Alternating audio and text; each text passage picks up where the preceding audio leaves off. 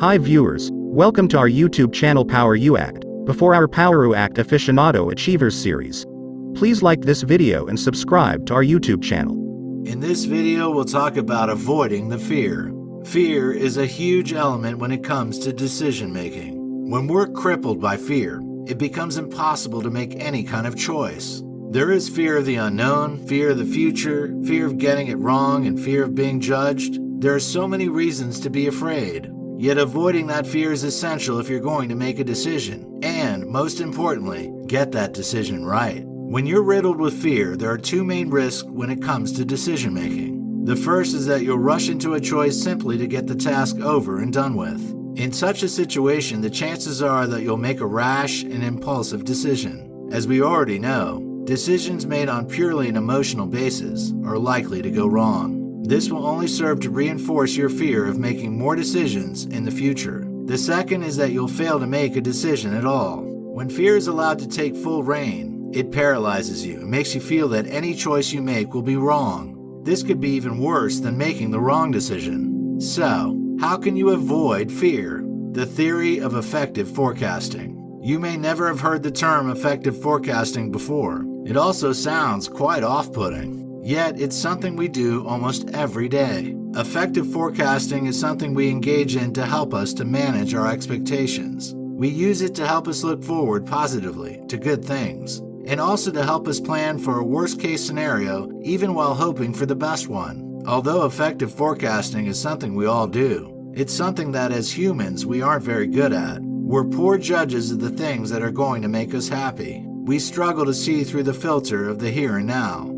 The way we feel right now can prevent us from seeing how we'll be able to make decisions at a future point, when we may feel very differently. We use effective forecasting on almost a daily basis. We use it to anticipate the fun we'll have when we go on our summer vacation. We use it to dread that visit to the dentist and the expectation of discomfort. We use it to feel nervous about a meeting with the boss at work, as we predict the fear we'll feel. On a daily basis, we use effective forecasting to predict how we'll feel about any given future situation. We take effective forecasting a step further when we make decisions. For example, if you're anticipating fear and pain at your dentist visit, you may end up deciding to cancel the appointment. This in turn can lead to your dental health worsening and more pain in the future.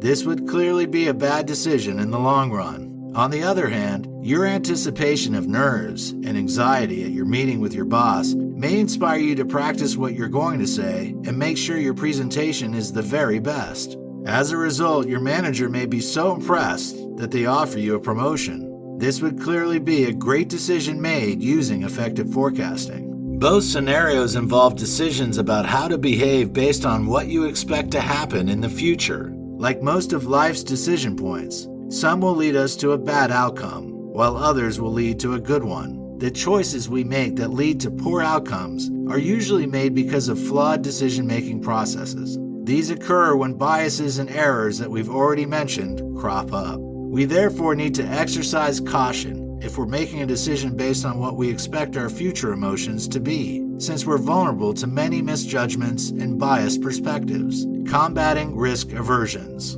Before we make any decision, we tend to run through all the possible worst-case scenarios we could face. By listing those fears, we can begin to better understand the risks associated with our decisions. This allows us to make a choice without any unspoken or unacknowledged fears. Even fantastical fears should be acknowledged and brought into light so their power can be taken away. Once you know the risks and fears you face, assigning both intangible and tangible values to them is the next step. How okay will you be if those scenarios should occur? The fears and risks that have an outcome that would be truly unmanageable must then be managed. Once the fears are outlined, the next step is to work out all the potential gains from the decision you're going to make. What would be the best case scenario? What are the chances of that scenario happening? You can allow yourself the freedom to think of the most perfect future by writing down every desirable outcome that may happen should you take that risk.